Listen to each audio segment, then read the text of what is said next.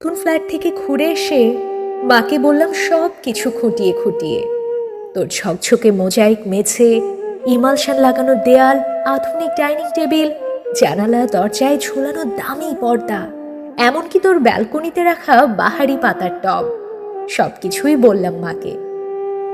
নগেন দত্ত লেনে আমাদের আলো বাতাসহীন একতলার ভাঙা ঘরে বসে মা সব শুনলেন চোখ বুজে।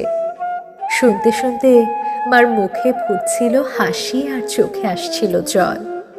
তোর ব্যালকনিতে দাঁড়ালে ছড়িয়ে থাকা শহরটাকে অনেক দূর পর্যন্ত দেখা যায়। বসবার ঘরের দেয়ালে নতুন কেনা একটা সুন্দর পেইন্টিং ঘরটাকে কি গাম্ভীর্যে ভরিয়ে তুলেছে। এ সব কিছুও মাকে বললাম। চোখ বুঝে শুনতে শুনতে মার মুখে ফুটে উঠছিল হাসি আর চোখে আসছিল জল।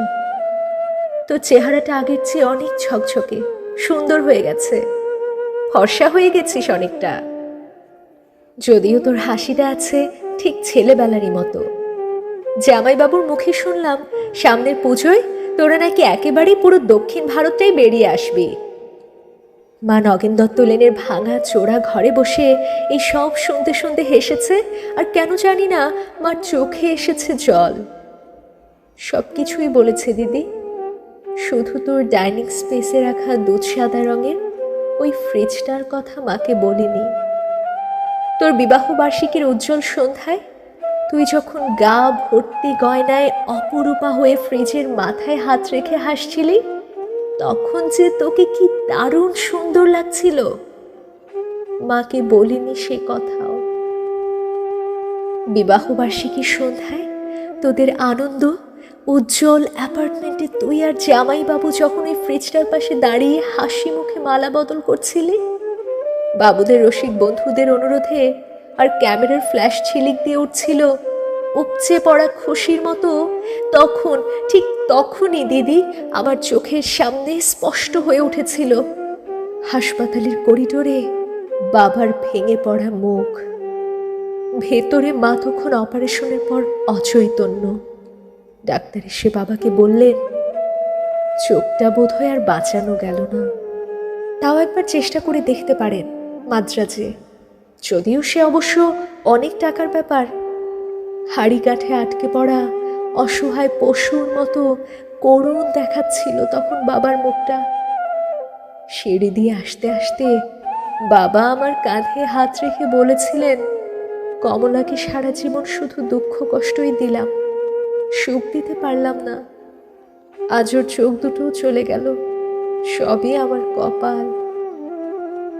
দিদি, অনেক দরদস্তুর চাপাচাপির পর তোর বিয়েটা যখন আরো কয়েক ভরি সোনা আর একটা ফ্রিজের দাবির জন্য আটকে পড়েছিল অনিশ্চয়তার ঘেরাটোপে, বাবা তখন কাউকে না জানিয়ে চড়া সুদে ধার করেছিলেন অনেক টাকা। সামান্য মাইনের প্রাইভেট কোম্পানির চাকরি করা বাবা বেঁচে থাকতে থাকতে অন্তত একটা মেয়েকে পার করার দুরন্ত আশায় ঝুঁকি নিয়ে ফেলেছিলেন অনেকটা। চোখের জল আর রজনীগন্ধার সৌরভকে পিছনে ফেলে তুই চলে গেলি। পড়ে রইলাম আমরা, মা আর আমি। আর পড়ে রইল নগেন দত্ত লেনের অন্ধকার ঘরে বাড়তে থাকা সুদের বোঝার চাপে তলিয়ে যাওয়া একটা সৎ মানুষ, তোর বাবা, আমার বাবা। দিদি, তোর গা ভর্তি গয়না আর ওই দুধ সাদা ফ্রিজটার কথা মাকে বলা হয়নি কিছুতেই। দৃষ্টিশক্তি খুইয়ে বসা মাকে বাবা বলেননি কিছুই, শুধু অসহায়ের মতো খুঁজতেন মার মুখে একটু হাসি, বড় মেয়ের ভালো ঘরে বিয়ে হওয়ার একটু তৃপ্তি।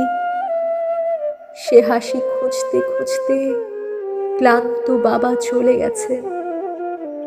এখন নগেন দত্ত লেনের ভাঙা ঘরে বসে মা আর আমি আনন্দেই আছি। একটা আনন্দই বোধহয় সবচেয়ে বড়। এ বাড়িতে আর কোনো দিন সানাই বাজবে না। সানাই, রজনীগন্ধা, বেনারসি, হইচই এসব অপ্রাসঙ্গিক হয়েই থেকে যাবে চিরকাল।